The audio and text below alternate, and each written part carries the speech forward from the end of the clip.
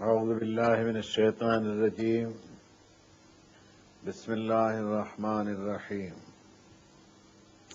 ألم تر كيف ضرب الله مثلا كلمة طيبة كشجرة طيبة أصلها ثابت وفرعها في السماء تؤتي أكلها كل حين بإذن ربها ويضرب الله الأمثال للناس لعلهم يتذكرون. ومثل كلمة خبيثة كشجرة خبيثة اجتثت من فوق الأرض ما لها من قرار. يثبت الله الذين آمنوا بالقول الثابت في الحياة الدنيا وفي الآخرة ويذل الله الظالمين ويفعل الله ما يشاء. آمنت بما انزل اللہ من کتاب صدق اللہ مولانا العظیم صدق رسولہ النبی الکریم. درس قرآن مجید کے تسلسل میں کتاب اللہ کی 14ویں سورت ہے، سورہ ابراہیم نام ہے اس کا. اس کی آیت نمبر 24، 25 اور 26 پڑھ کر سنائی گئی.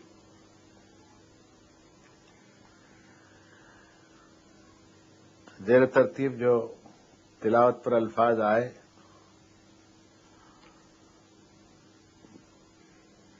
انہیں اپنی زبان میں ترجمہ کیے دیتے ہیں. کیا تم نے نہیں دیکھا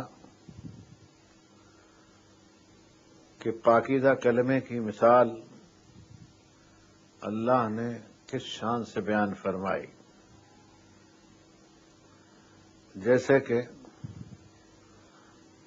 کوئی اچھی ذات کا درخت ہو، ستھرا ہو، پاکیزہ ہو، اس کی جڑیں مضبوط ہو زمین میں اور اس کی شاخیں آسمان سے باتیں کرتی ہو، اور یہ درخت اپنے پروردگار کے حکم سے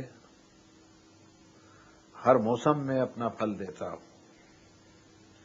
اس طرح اللہ مثالیں بیان فرماتا ہے انسانوں کے لیے تاکہ وہ یاد دہانی میں لگیں، نصیحت حاصل کریں.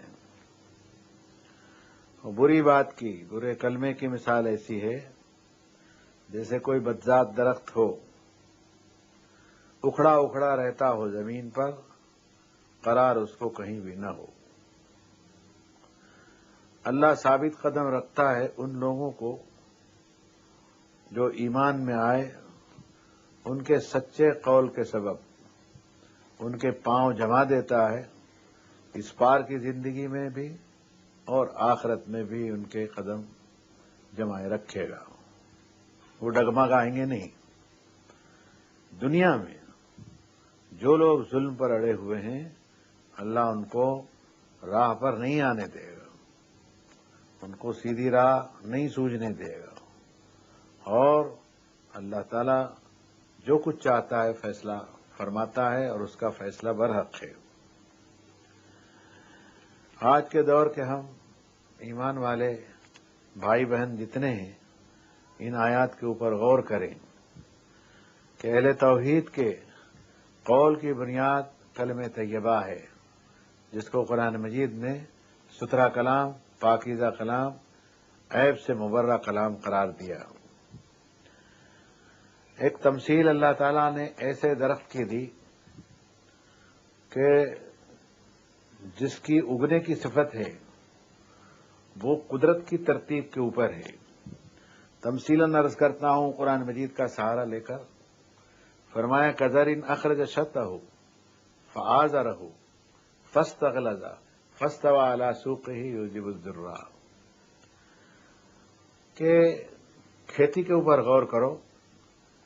شروع میں ایک باریک کونپل نکلتی ہے، لہلاتے رہتی ہے، تھرتھراتے رہتی ہے، معمولی ہوا کا جھونکا بھی اس کو ادھر ادھر ڈاواں ڈول کرتے رہتا ہے. پھر ذرا موٹی ہو جاتی ہے، پھر اس کی کمر کس دیتے ہیں اور اپنے ڈنٹل پر وہ آپ کھڑی ہو جاتی ہے.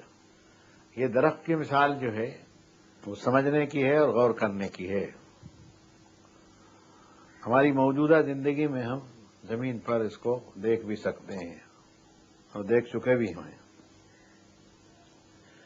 کتنے درخت ایسے ہوتے ہیں کہ پھلدار ہوتے ہیں، وہ ان کی چھاؤں میں قافلے پناہ لیتے ہیں،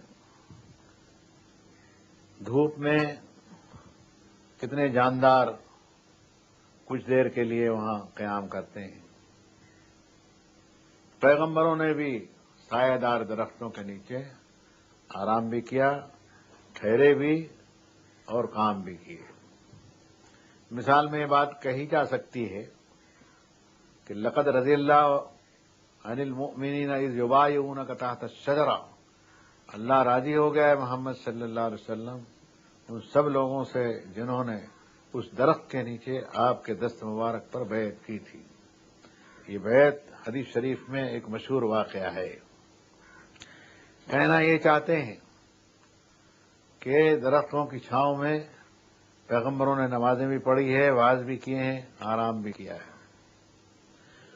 مدین کی طرف موسیٰ علیہ الصلوۃ والسلام کا سفر ہوتا ہے اور ایک گھاٹ پر جب پہنچے تو وہاں دیکھا انہوں نے کہ وجد امۃ من الناس یسقون، لوگوں کی ایک ٹولی ہے جو پانی کھینچ رہی ہے گھاٹ کے اوپر اس باولی میں سے، بڑے کنویں میں سے۔ وجد من دونہم امرأتین تذودان، اور دور دیکھا انہوں نے کہ دو لڑکیاں کھڑی ہیں وہاں۔ حضرت کی غیرت نے برداشت نہ کیا، ان لڑکیوں سے پوچھا قال فما خطبکما، تم کیوں کھڑی ہو یہاں؟ لڑکیاں بہت ادب سے کہنے لگی قالتا لا نسقی حتی یصدر الرعاء وابونا شیخ کبیر، انہوں نے کہا جناب ہم اپنے جانوروں کو پانی پلانے کے لیے یہاں آتے ہیں، اور جب تک یہ چرواہے پانی پلا کے چلے نہ جائیں تو بچا کھچا پانی ہوتا ہے، وہ اپنے جانوروں کو پلا کے جاتی ہیں۔ بابونا شیخ کبیر، ہمارے بہت بوڑھے آدمی ہیں، وہ نہیں آ سکتے، اس لیے ہمیں بھیجا۔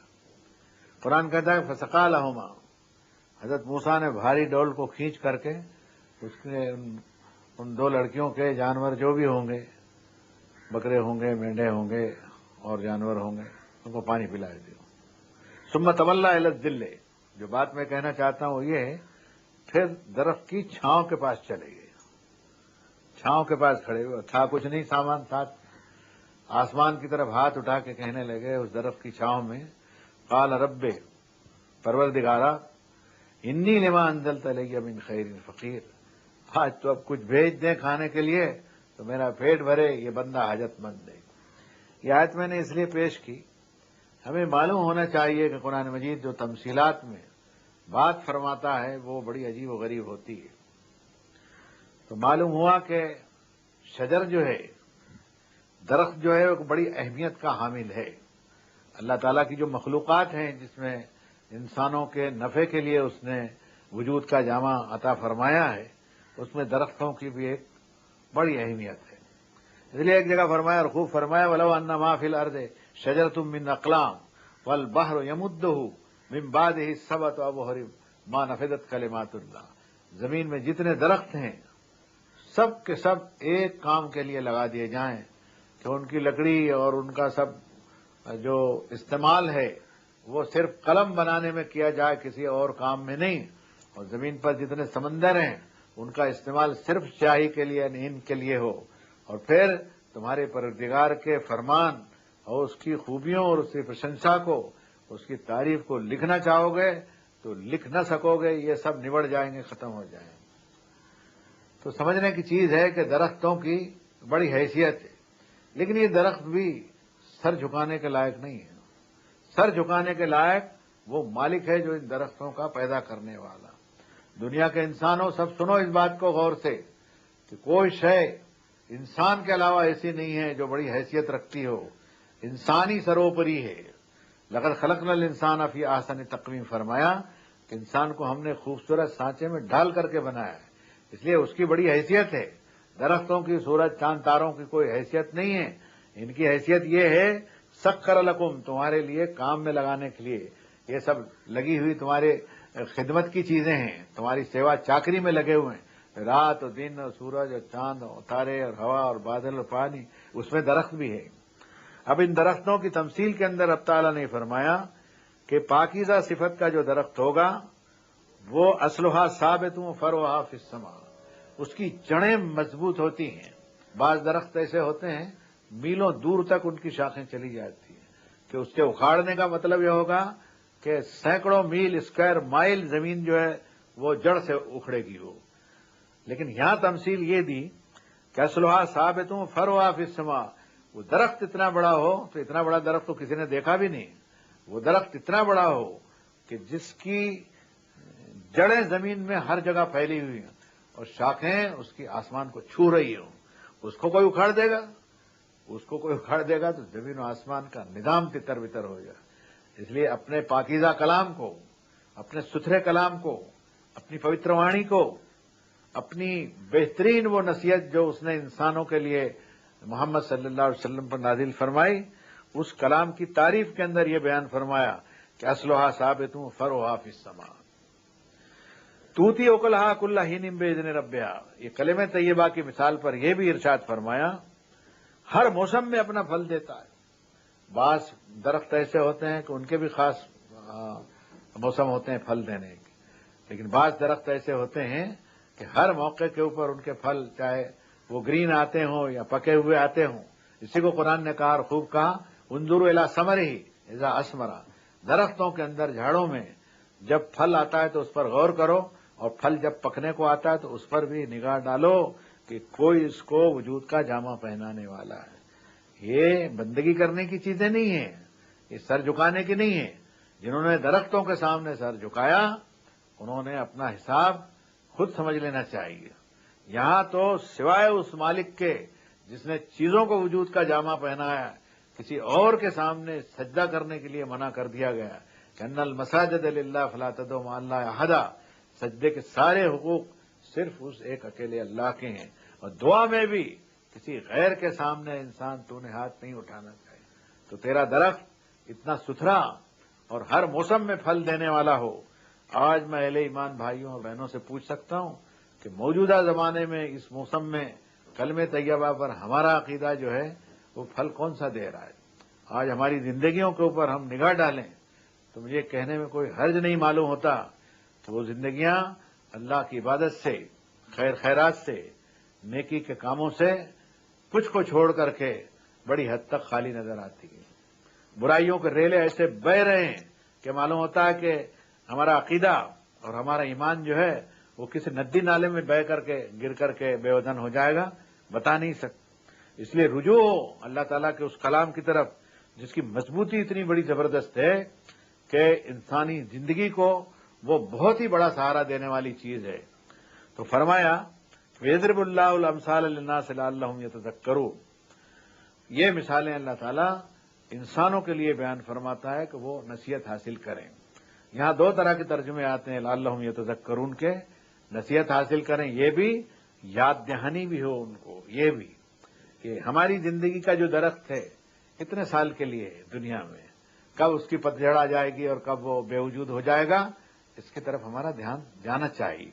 ہمارے جو نام اعمال ہیں اس موسم کے اندر دنیا کے انسانوں کو کیا نمونہ دکھاتے ہیں۔ ایک درخت کی تمثیل کے اوپر اور گہرائی میں جاتے ہیں تو ان کے پتوں کے اوپر نگاہ ڈالیے، کیا کسی درخت کے پتوں کو گن لینا ممکن ہے؟ اچھا گن لینا ممکن بھی ہو جائے تو کوئی بات کوئی بنتی بگڑتی نہیں، اصل چیز دکھنے کی ہے۔ کما تسقط من ورقۃ الا هو یعلمها، کوئی پتا اگر جھڑتا ہے زمین کے اوپر درخت کی ٹہنی سے اس کے علم میں ہوتا ہے۔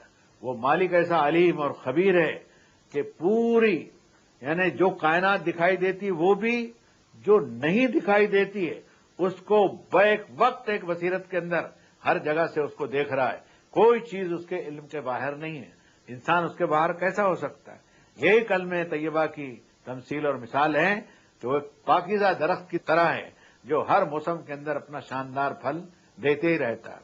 جس زمانے کے اندر اس درخت کی آبیاری ہوئی ہے وہ زمانہ انبیاء اور مرسلین کا رہا، اور آخر میں خاتم النبیین حضرت محمد رسول اللہ صلی اللہ علیہ وسلم کا زمانہ رہا، نزول قرآن کا زمانہ رہا، صحابہ کرام کا زمانہ رہا، اولیاء اللہ کا زمانہ رہا۔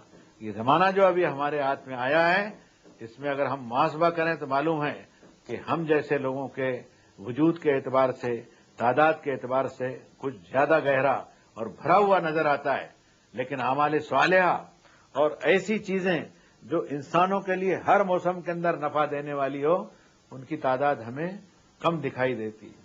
اس کی ایک وجہ یہ بھی ہے کہ برائی پر چلنا آج آسان ہے، بھلائی کے راستے کے اوپر چلنا مشکل معلوم ہوتا ہے۔ ایک بڑی بھیڑ ہزاروں لاکھوں کی چلی آ رہی ہے، کتنا بھی زور لگائیں گے تو 2 قدم 10 قدم ہم نہیں چل سکیں گے، وہ ہزاروں میل ہم کو ریلا اس کا دور ڈال دے گا۔ اس لیے ایسے موقع کے اوپر میں اپنے بھائیوں اور بہنوں سے عرض کروں گا کہ کلام اللہ کی طرف توجہ دیں اور کلمہ طیبہ لا الہ الا اللہ کے معنی کے اوپر غور کریں۔ دوسری مثال اس درخت کی ہے جو مثل کلمۃ خبیثۃ بدذات درخت ہو، کشجرۃ خبیثہ، کہ ناپاک ہو، پلیت ہو، وہ اجتثت من فوق الارض، زمین پر اکھڑا ہو، پھیلاؤ خوب ہو گیا ہو کہ زمین کو ڈھانک لیا، لیکن جڑیں اس کی مضبوط نہیں ہیں، ما لہا من قرار، اس کو کہیں قرار نہیں۔ موجودہ زندگی انسانوں کی آپ دیکھیں کہیں قرار نہیں، پیسے والوں کو قرار نہیں، غریب کو غریبی میں قرار نہیں، کروڑوں روپیہ جن کے پاس میں ان کو بھی قرار نہیں، سونے کے ڈھیر ہیں ان کو بھی قرار نہیں، کرسی کے اوپر بیٹھے ہوئے ان کو بھی قرار نہیں۔ ایسا معلوم ہوتا ہے کہ زندگی ان کی بے اطمینانی میں گزر رہی ہے۔ کیا وجہ ہے اس کی؟ پیسے والوں کی کوئی کمی ہے؟ میں جانتا ہوں ان لوگوں کو، مجھے واسطے بھی کبھی کبھی پڑتے رہتے ہیں کہ جن کے کارخانے 300 کروڑ روپے کے، لیکن اس کے بعد میں بھی آپ دیکھو رات کی نیند اس کی حرام ہے، وہ 600 کروڑ کے چکر میں، جبکہ دنیا چھوڑ کر کے اس کو جانا ہی ہے۔ اس کا درخت اکھڑا ہے، وہ چھوڑ نہیں رہا پیچھے، مرنے کے بعد میں، موجودہ زندگی کے بعد میں آنے والی نسلوں کے لیے کچھ چھوڑ نہیں رہا۔ سلام و محمد رسول اللہ صلی اللہ علیہ وسلم پر کہ سنتوش والی زندگی کے لیے، یعنی تسلی والی زندگی کے لیے فرمایا کہ الا بذکر اللہ تطمئن القلوب، آگاہ ہو جاؤ کہ اللہ کے ذکر سے اور اس کی یاد سے دلوں کو اطمینان ہوتا ہے۔ یہی بات حدیث شریف میں آئی، فرمایا کہ اللہم انی اعوذ بک من الہم والحزن واعوذ بک من العجز والکسل واعوذ بک من الجبن والبخل واعوذ بک من غلبۃ الدین وقہر الرجال۔ اے اللہ میں تجھ سے آرزوؤں کے چکر سے بچنے کی پناہ مانگتا ہوں۔ آج ساری دنیا دیکھیے آرزوؤں کے چکر، کسی سڑک پر کھڑے ہو جائیے آپ کے شہر بمبئی میں، 10-5 منٹ کے لیے نہیں، صرف 2-3 منٹ کے لیے، اور سڑک پر نظر ڈالیے ہزاروں لاکھوں گاڑیاں اور آدمی اور عورتیں، کوئی ادھر جا رہا ہے کوئی ادھر جا رہا ہے۔ زندگی کا مقصد کسی کے سامنے نہیں ہے کہ کہاں سے آیا ہوں، کہاں مجھے جانا ہے، کس کے سامنے مجھے حاضر ہونا ہے۔ اپنے پیٹ بھرنے کے لیے اور اپنی خواہشات کو پورا کرنے کے لیے برابر آرزوؤں کے چکر میں صبح سے شام تک جانوروں سے بھی بڑھ گیا ہو۔ یہ اس کی جو تمثیل ہے قرآن مجید میں اور حدیث شریف میں ہم کو جگہ جگہ ملتی ہے۔ یثبت اللہ الذین آمنوا بالقول الثابت، فرمایا قدم تو اللہ تعالیٰ ان لوگوں کے جمائے رکھے گا جو ایمان کے اوپر اپنے آپ کو قائم رکھیں گے، قول ثابت کے اعتبار سے اس دنیا کی زندگی میں بھی اور آخرت کی زندگی میں۔ بھائیو، دنیا کی زندگی کیا ہے؟ دنیا کی زندگی اس پار کی زندگی ہے اور آخرت کی زندگی اس پار کی زندگی۔ قرآن مجید کا ایک طالب علم آپ سے مخاطب ہے، یہ کہنے میں کوئی حرج نہیں سمجھتا کہ ایک موقع کے اوپر رب تعالیٰ نے فرمایا کہ انتم بالعدوۃ الدنیا وہم بالعدوۃ القصویٰ، جب ایمان والو تم میدان کے اس پار کے کنارے پر تھے اور وہ میدان کے اس پار کے کنارے پر تھے۔ ابھی ہم جو حدیث پڑھ رہے تھے اس میں حضرت نے فرمایا، محمد رسول اللہ صلی اللہ علیہ وسلم نے کہ اللہ میں آرزوؤں کے چکر سے بچنے کی آپ سے پناہ چاہتا ہوں۔ وہ آرزوؤں کا چکر پورا نہیں ہوگا تو غم میں پڑوں گا، غم میں جب پڑوں گا میں تو تھکان محسوس ہوگی اور کمزوری محسوس کروں گا، پھر نکما پن مجھ میں آئے گا اور کام چوری کی عادت پڑے گی۔ جب کام چوری کی عادت پڑے گی تو قرض کے بوجھ سے دب جاؤں گا اور لوگوں کی آنکھوں کے زہر کا شکار ہوں گا۔ دیکھیں کیا تمثیل ہے۔ اس لیے لوگوں کو خوب سمجھنا چاہیے کہ حیات دنیا کی زینت کے اوپر اتنا مر مٹنے کی ضرورت نہیں ہے کہ آدمی کو کلام حق بھی معلوم نہ ہو، اپنے مالک حقیقی کی معرفت بھی نہ ہو، رسول برحق حضرت محمد رسول اللہ صلی اللہ علیہ وسلم کی تشریف آوری کے بعد میں ایمان کی جو دولت اور اسلام کی جو نعمت اللہ تعالیٰ نے اس کو عطا فرمائی ہے اس کی طرف اس کا دھیان نہ ہو اور اس کے لیے کچھ خدمات انجام نہ دے اور اپنے رب کو راضی نہ کر سکے تو پھر اس کی بد نصیبی پر جس کو جتنا رونا ہو رو لے۔ فرمایا کہ یثبت اللہ الذین آمنوا بالقول الثابت، ایمان والوں کو ثابت قدمی اسی وقت ہو سکتی ہے جب اللہ کی طرف سے ہوئے آئے ہوئے قول کے اوپر یعنی کلام مجید کے اوپر وہ جم جائیں، ہمارا اللہ کے کلام کے اوپر یقین ہو، اور ایسا یقین ہو جو حق الیقین ہو۔ اس کے لیے میرے بھائیوں یہ سمجھنا چاہیے کہ قرآن مجید جب تک ہم معنی کے ساتھ نہیں پڑھیں گے تو لذت آشنا نہیں ہو سکتی۔ اس کے پڑھنے میں ثواب ہے، چھونے میں ثواب ہے، ہاتھ میں لینے میں ثواب ہے۔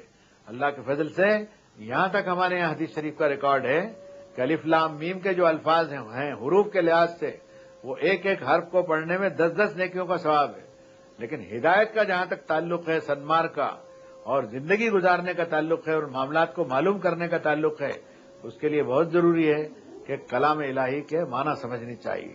اس بات کو قرآن مجید نے کہا کہ وَإِنْهُمْ أُمِّيُّونَ لَا يَعْلَمُونَ الْكِتَابَ إِلَّا أَمَانِيَّ، ان میں ناخواندہ لوگ ایسے ہیں کہ دور دور کی ہانکتے رہتے ہیں، اللہ کی کتاب کو نہیں جانتے۔ اس لیے کچھ لوگ ایسے ضرور ہونے چاہیے سماج کے اندر جو اللہ کا کلام پڑھ کر کے ان لوگوں کو سناویں جن کو اللہ کے کلام سے خبرداری نہیں ہے۔ تو اس موقع پر میں کہنا چاہوں گا کہ اگر ہو سکے تو عشاء کی نماز کے بعد میں مومن معاشرہ اور مومن سماج اپنے گھروں کے اندر روزانہ ایک رکوع قرآن شریف کا نیئر اباؤٹ 1 پیج ایک صفحے کے ہوا اگر وہ پڑھا جائے گا تو انشاءاللہ تقریباً 1.5 سال پونے 2 سال میں آپ کے برین پر دل و دماغ کے اوپر پھیرا پڑ جائے گا۔ یہ قول ثابت اور یہ مضبوط کلام جس کی جڑیں زمین میں ہر جگہ پھیلی ہوئی ہیں اور اس کی شاخیں آسمان سے باتیں کرتی ہے، وہ آپ کے گھروں میں ہے۔ اس کلام صادق کی طرف آپ کی توجہ ہونی چاہیے، معنی کے لحاظ سے ہونی چاہیے، مفہوم کے لحاظ سے ہونی چاہیے۔ آپ کی نمازیں، آپ کے روزے، آپ کے حج، آپ کے زکوٰۃ، آپ کے فطرے، آپ کی تراویح، آپ کا تلاوت قرآن، آپ کی قرأتیں، آپ کی عیدین کی نمازیں، بلکہ میں کہنے میں کوئی حرج نہیں سمجھتا کہ ہماری نماز جنازہ ہر چیز ایک زندگی کا نمونہ رکھتی ہے، لیکن اس کے ساتھ ساتھ ہمارے اخلاق اور ہمارے کردار اور ہماری سچائی اور پڑوسیوں کے ساتھ میں حقوق کی ادائیگی اور لین دین اور سڑکوں اور بازاروں میں، کھیتوں اور کھلیانوں کے اندر، مجلسوں میں، زندگی کے ہر موقع کے اوپر ہمارا قول ثابت دوسروں کو دکھنا چاہیے کہ یہ کہے بغیر کوئی چارہ نہ ہو، جیسے قرآن مجید نے ایک اشارہ دیا کہ سنریہم آیاتنا فی الآفاق وفی انفسہم حتی یتبین لہم انہ الحق، کہ آفاق و انفس میں ہم بے شمار نشانیاں ان کو دکھاتے چلے جائیں گے، یہاں تک کہ کہے بغیر چارہ نہ ہوگا کسی کے لیے کہ اس قرآن نے جو بات کہی تھی وہی برحق تھی۔ میرے دوستو، یہ آخری دور ہے، انسانی زندگی کا آخری دور ہے، اور معلوم تھا قرب قیامت کے آثار جو حدیث شریف میں بتائے گئے ہیں وہ سب ایک ایک کر کے کھل رہے ہیں ہمارے سامنے۔ اس لیے اب چوکس ہونے کی ضرورت ہے کس دور کے اندر ہم اپنے آپ کو درست کرنے کے لیے کلام الہی کے ساتھ ہمارا تعلق ہو، اور پھر وہ چیزیں آپ دیکھیں گے وَمَا تَكُونُ فِي شَأْنٍ وَمَا تَتْلُو مِنْهُ مِنْ قُرْآنٍ وَلَا تَعْمَلُونَ مِنْ عَمَلٍ إِلَّا كُنَّا عَلَيْكُمْ شُهُودًا إِذْ تُفِيضُونَ فِيهِ۔ جب تم کوئی کام کرتے ہو تو ہم تمہیں دیکھتے ہیں کیا کر رہے ہو تم یا کیا کر رہی ہو تم، لیکن جب تم قرآن پڑھتے ہو یا پڑھتی ہو تو ہم تمہارا مشاہدہ کرتے ہیں۔ یہ مشاہدے کی چیز جو رب العالمین کے مشاہدے کی چیز ہو، اس کے اندر اگر کوئی خاتون اور کوئی شخص اگر آ جاتا ہے تو وہ اللہ کی رحمت کا مستحق بنے بغیر نہیں رہ سکتا۔ اس لیے میں اپیل کرتا ہوں اللہ کے نام پر اور اس کے رسول صلی اللہ علیہ وسلم کی نسبت کے نام پر، فرمایا ایک حدیث شریف میں حضور علیہ الصلوۃ والسلام نے کہ آیات محکمات کو ڈھونڈو، حکم بتانے والی آیتوں کو تلاش کرو۔ دوسری بات حضرت صلی اللہ علیہ وسلم نے یہ فرمائی کہ صلاۃ المکتوبہ، 5 وقت کی جو نمازیں ہیں ان کو لازم پکڑو۔ اور تیسری بات حضرت محمد صلی اللہ علیہ وسلم نے یہ فرمائی کہ سنت قائمہ، میرے طرز تعلیم کے اندر جو مضبوط سنتیں ہیں جس پر دین کا سانچہ ڈھانچہ دکھائی دیتا ہے وہ قائم ہونا چاہیے۔ ہماری شادیوں میں، بیاہ میں، ہمارے لین دین میں، ہمارے تہواروں میں، ہماری ثقافت میں، ہمارے قلم میں، ہماری اخباروں میں، ہمارے اداروں کے اندر، ہماری مسجدوں میں، ہماری جماعت خانوں میں، اور ہمارے زندگی کے ہر موڑ کے اوپر ایسے نمونے دکھیں کہ آج زمین پر بسنے والی قومیں آپ کی طرف متوجہ ہوں کہ زمین کا بہترین نمک یہ ہے اور بہترین گروہ یہ ہے جس کو امت خیر کہا گیا ہے۔ قرآن مجید نے آپ کو خیر کا ٹائٹل دیا، کنتم خیر امت اخرجت للناس۔ تو میرے بھائیوں، اب اس پر ختم کریں گے اس بیان کو۔ یہ مضبوط درخت جس میں پناہ کی جگہ ہے وہ ایسا درخت ہے کہ کبھی اس کی جڑیں ختم نہیں ہونے والی اور کبھی اس کی شاخیں جو ہیں کوئی برباد نہیں کر سکتا۔ یہ تمثیلات جو ہیں اس میں جڑ بنیاد ایمان کی اور مضبوط عقیدے کی ہے، اور وہ اعمال ہیں جو شاخوں کی طرح درختوں کے اندر، پاکیزہ درختوں کے اندر پھیلے ہوئے ہیں، ان کو اجاگر کرنے کی اور لوگوں کے سامنے اس کو لانے کی ضرورت ہے۔ مجھے امید ہے کہ میرے بھائیوں اور بہنوں کے لیے اپنے اس چھوٹے سے خادم کا، بھائی کا یہ بیان انشاءاللہ نافع ہوگا۔ وصلی اللہ تعالی علی خیر خلق۔